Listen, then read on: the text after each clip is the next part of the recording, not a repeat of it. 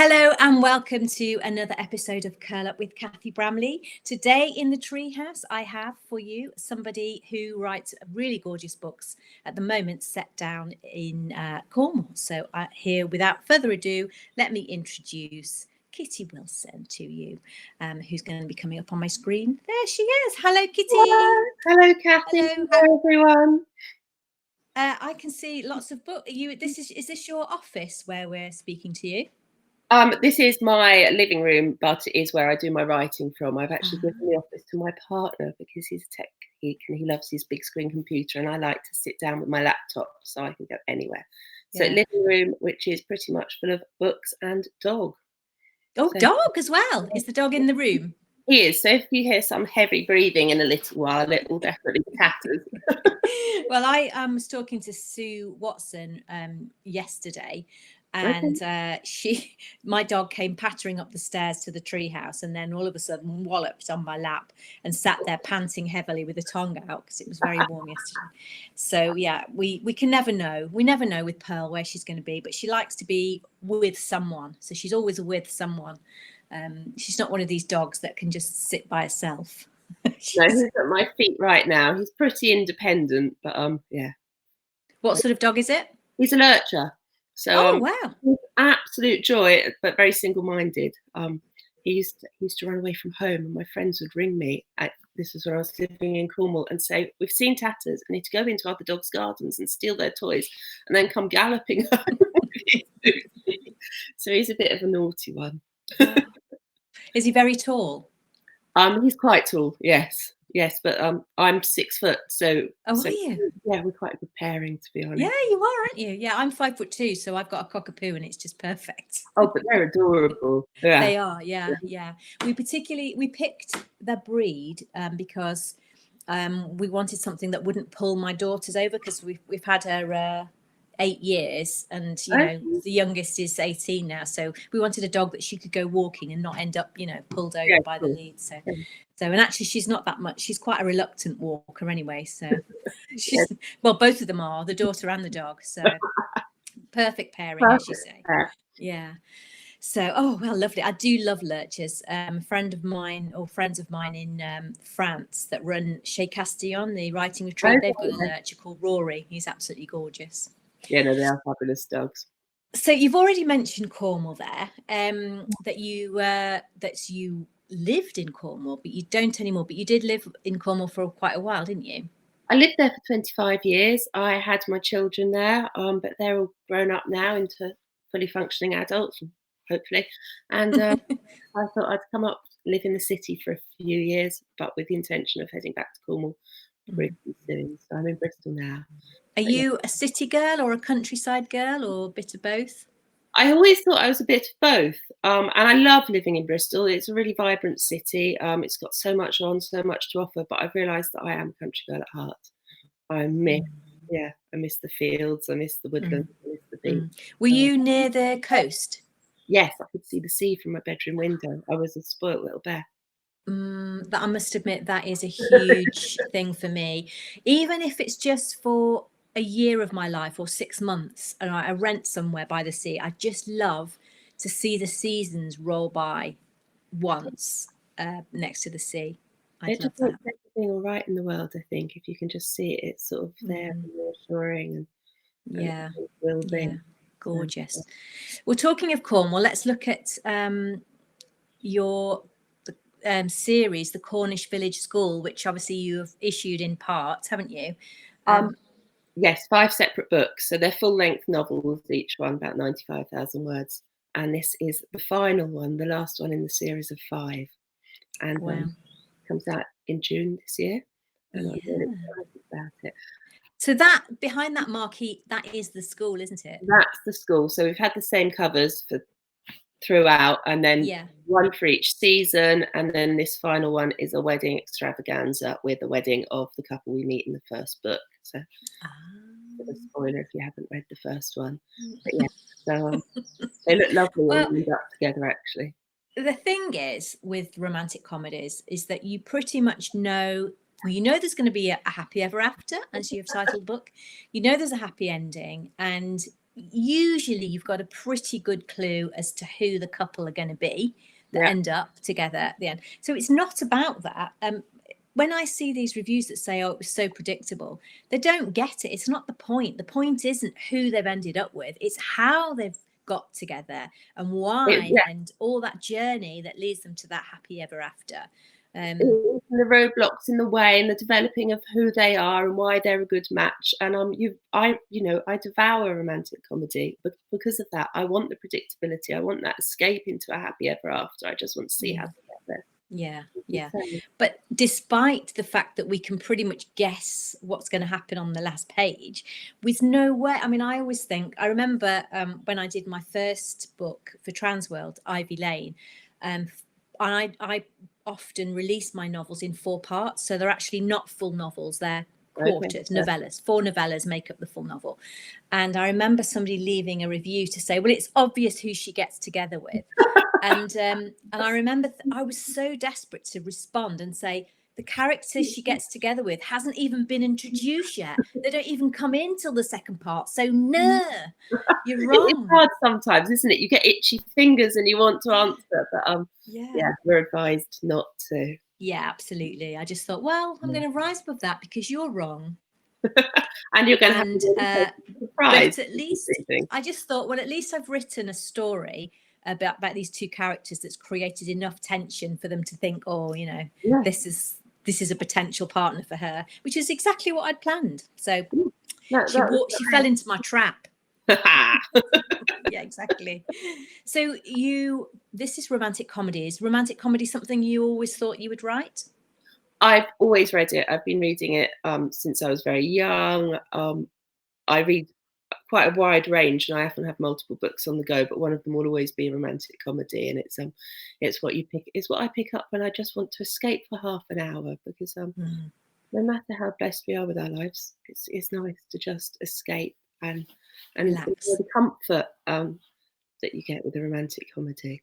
I have always read them, and I imagine I always will. I think as well, when you were talking about the teachers at the school, they become a real community, don't they? And, you know, you invest as a reader, you invest in that community, and you feel almost part of it.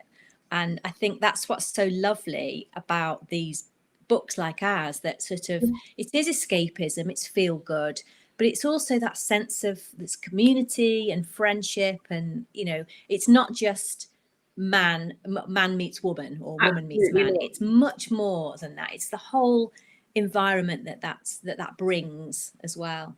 It's hugely important to me as an individual, and I've really tried to create a huge sense of community in Penmenter, the fictional village where the books are set. And the readers get in touch with me and talk about community a lot. So I love it. It's important. And in all my books, I try and have everyone pulled together to try and help achieve the happy ever after. So, it's nice. Community is important in real life, so it's important in fiction as well. Exactly. I mean, even more so now, we're really seeing that, aren't we? As you know, we are being given the opportunity to show our community that we care in lots of different ways, stepping up to help people that are vulnerable and, you know, need a bit of help with shopping and, you know, all that sort of stuff. Well, that's right. And I think with this global situation as it is, we should feel so powerless. So it is by supporting those around us and that live near us and that need a little bit of help, someone to talk to or someone to drop off the milk and the bread, then that gives us a role as well. So we have a sense of doing something, being active in a situation it's hard to control. It's also really encouraged innovation by small businesses, I think. People are thinking, okay, we can't do what we normally do, but what can we do? What can we offer our customers? How can we help the community? And there's a deli quite away from here, actually, that started advertising local. They would do local deliveries of fruit and vegetables and eggs and things like that, and a basics box, you know, including milk and tea and coffee. And we've had 3 boxes for them now, and it's just so nice to have fresh vegetables and salad brought to the door, and it's amazing stuff, you know. It's just so, and I would never have dreamt of having it. No, that's. I think, God, why didn't I have that before? It's just so lovely. Really before in Bristol as well. Bristol's city is very much into sort of community and healthy eating and all this sort of thing, and we're having delicious things delivered up from all these local businesses. So restaurants and things are having to think of different ways to engage their customers. Yeah. So, I've also just ordered a case of wine, but talking of healthy, yeah, less said about that the better. Oh, I think that's allowed.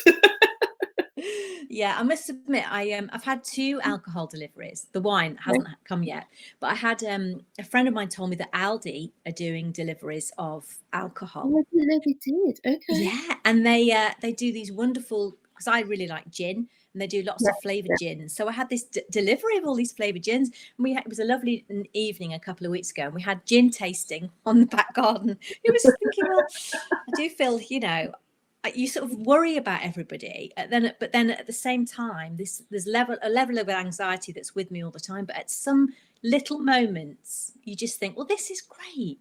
This is really good. You're having time to spend with people that you love that perhaps you wouldn't have before, because we're also rushing around even when we share the same house, aren't we? Yeah.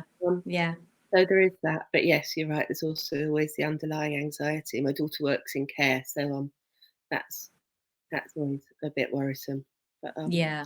And is she okay? Spend time. Well, she's got a fair amount to say about the lack of PPE, but she's Right. okay, and she loves her work. So it's yeah, she's happy to go in. I think she's pulling super long shifts and things. But is she in the similar sort of part of the world to you? yes, we moved from Cornwall together because being a shockingly domineering type of mother, I thought it was important that she experienced a little bit of city as well, because we'd lived in a row of 4 houses in the middle of nowhere. And I thought maybe she needed to just come out of that bubble a bit and experience a different way of living. So she's living in Bristol now as well, down the road. And your husband's working from home as well, or your partner, I should say? Yes. So we've been in the house 6 weeks now, just the 2 of us. And yes, it's going really well, because I quite like having the house to myself. Obviously, with writing from home, you get used to your own company, don't you? So at the start, I was going to watch this and kill me. I was a little bit eek, but yeah, it's lovely having him home. His work sent him home before we actually had the official lockdown, so we've had an extra week. And, do you round here where I live, there is quite a strong connection of the Romantic Novelists Association. We're able to meet up and have regular meetings. Is that the same network there that you've got in well, you're Bristol now, aren't you? I'm Bristol. I'm really lucky. We did have a Bath and Wiltshire one when I first moved up, but we've now got a Western and Wales one, which is close to me, so I go to that. I'm shameless. I also go to South Wales rather. I'm still a member of Exeter. So you like your networking, safe to say. I like making friends within the writing community, because no one understands it as well as other writers, and it's such a supportive, friendly community that I've made some friendships that I'll treasure forever through the RNA. So we're very blessed. Yeah. So, before you were a writer, you were a teacher, is that right? I was a teacher, a reception teacher. Yeah. Oh, wow. Yeah, so obviously that's very different, because you're part of a team of teachers and you've got all the kids. So it's a very full-on, noisy environment. So it's quite a change, isn't it, to go to being a full-time writer? That must have taken a little bit of getting used to. It did take a little bit of getting used to, but I had always wanted to be a writer, and I loved the hustle and bustle of the classroom, and I absolutely loved my job. We were 2 classes per year, so we had a unit for our foundation stage of 60 children, 2 teachers, and I loved it, absolutely loved it. So it was hard making the adjustment to not working there, but I love writing as well. And like we say, the writing community is so strong and technology is so good, you don't really ever feel alone. You're still tapping away, but it takes a matter of seconds to log into social media and everybody's there and happy to chat. So if people haven't read the series so far, would you say that are they written standalone, or would you say to go back to the beginning and start They are written standalone, precisely so people can pick up any point they like. But obviously, as the writer, I'm going to say I think it's better to read them in order. We start with a head teacher, then the second one is about 2 single parents, because I wanted to broaden the range a bit. Then we've got teaching assistants in the next one, and this final one is the head of the PTA, and this is my favourite one, to be honest, because it's slightly different. It's not the girl meets boy meet cute. It's the married mother of 3 boys who catches her husband in a somewhat compromising situation, and then it's the journey of her as a woman in her 40s. So it's slightly different from the other 4. And she was a horror. She's been throughout the whole series, and she's been absolutely hideous. She's been the villain of the series, loathsome woman. So it was really good fun turning that around and turning her into a heroine and writing from her point of view. Fabulous. She's so horrible. I can make awful things, and it's been good fun to write. What's the first in the series called? Which is the first one? Breaking the Rules. It's got the spring light cover. If I move my head, hang on, there you can just spot it behind me. Okay, yeah. Blue and the flowers. So that's the first one. Okay, so Cornish Village School is the name of the series. There are 5 books in the series. First one's called Breaking the Rules. Yes. Breaking the rules or breaking all the rules? Breaking the Rules. Breaking the Rules. And the last one's called Happy Ever After, which is out in June. So only really a few weeks away, which will be wonderful. Yeah. And I wish you all the very, very best with that. Good luck with it. Thank you so much, Cathy. Thanks for joining me. Fun chatting. It really has. Okay. Take care. Bye. Bye. Oh, Kitty Wilson there. It was lovely to chat to her. Cornwall, somewhere I absolutely love myself. I've not done any books in Cornwall, but I've done Devon, as you may know. Anyway, thanks so much for joining me, and I'll be back very soon with more of your favourite authors. Bye for now.